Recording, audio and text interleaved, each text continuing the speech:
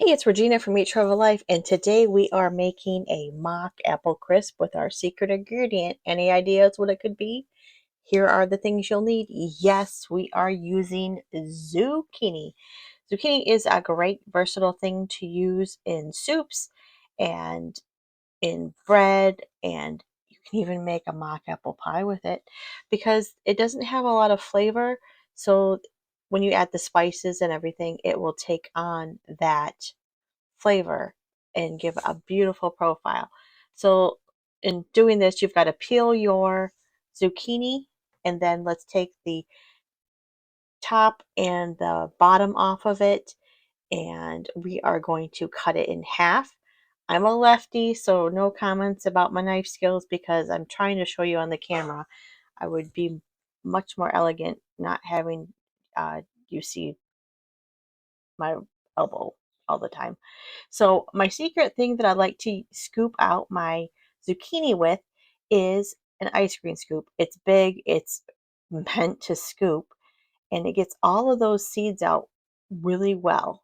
So go ahead and scoop those out. It just took a couple scoops and I got the end there. And then we are going to cut this up. Now I used a pretty big zucchini. I'm only going to use half of this for this. So this will make 2 apple crisps because we need about 4 cups of chopped zucchini. And you'll see that I'll measure it out in the pan too because I want to make sure that it is going to fit. So we are going to cut it up just kind of like you do celery, and then we are going to chop it into 1-inch pieces.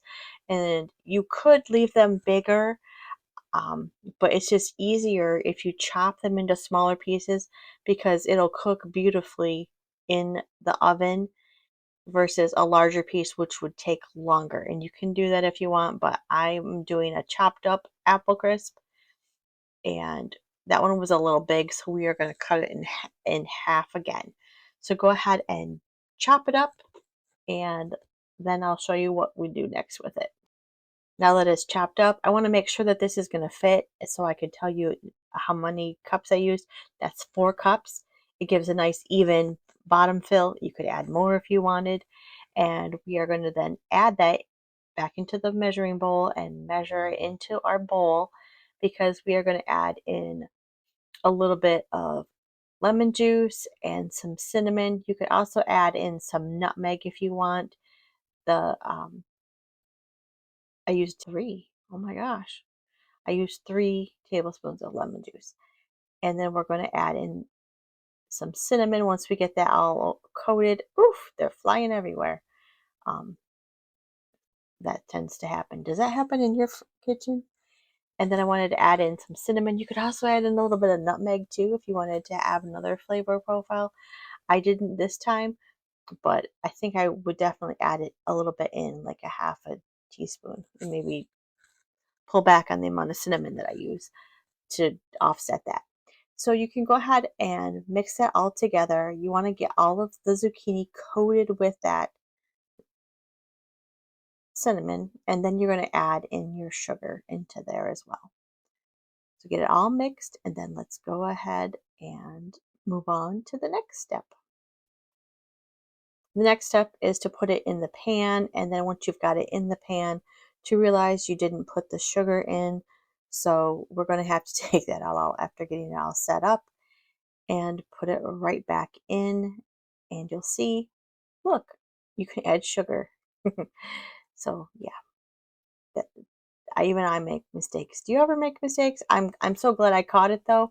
We also have our oven preheating at 350 degrees if we didn't do that already. Um, you want to make sure you put the sugar in or it'll kind of be tart. And you can, I use a cup of sugar, and if you wanted less, you could definitely put in less. Let me know in the comments what your favorite or most memorable moment blender is in the kitchen. Next, we're going to add in our oatmeal and cinnamon, and we're going to add in some brown sugar. Brown sugar gives it just a little bit more flavor with that molasses in it. So we're going to do that, and a little bit of flour as well because that'll help it kind of bind together. And you cannot forget the butter. The butter helps keep everything together. And sometimes when I add the butter in, because of the humidity, depending on how it goes, sometimes I add in a little bit more oatmeal if I don't find it's the right consistency.